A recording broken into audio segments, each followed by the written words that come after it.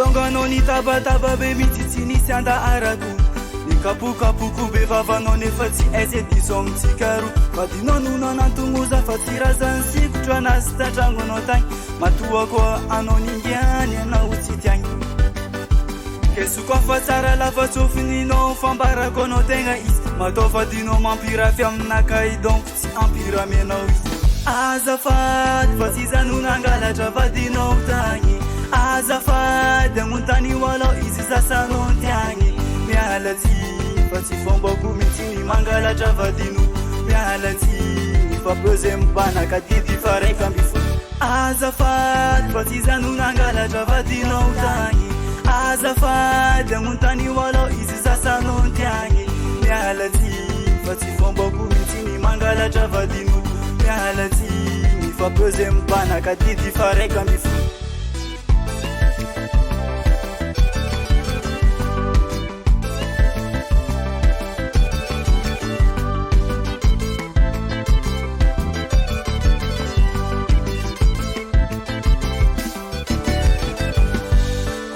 Anao izy tsy tokony nampijalianao Fa ny karakaranao izy koa izy tegna vadinao Fa tsy sanandranao mirendra izy adokonao an-tragno Kezo amizay-nao malele fa tendrava ainamba famboe Keso koa fa tsara lava tsofininao fambarako anao tegna izy Matao vadinao mampirafy aminakay donc tsy ampiramenao izy Azafady fa tsy zano nangalatra vadinao tagny Azafady amontany walao izy sasanao tiagny Mialatsy fa tsy fombako mitsy ny mangalatra vadino Mialatsy mifapeuze mibanaka didi fa raika amby folo Azafady fa tsy zano nangalatra vadinao tagny Azafady amontany walao izy sasanao tiagny Mialatsy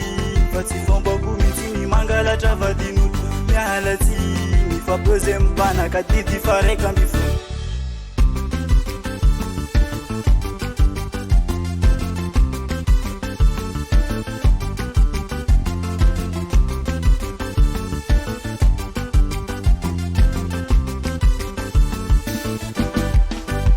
Azafady fa tsy zano nangalatra vadinao tagny Azafady amontany walao izy sasanao tiagny Mialatsy fa tsy fombako mitsy ny mangalatra vadino Mialatsy mifapeuze mibanaka didi fa raika amby folo Azafady fa tsy zano nangalatra vadinao tagny Azafady amontany walao izy sasanao tiagny Mialatsy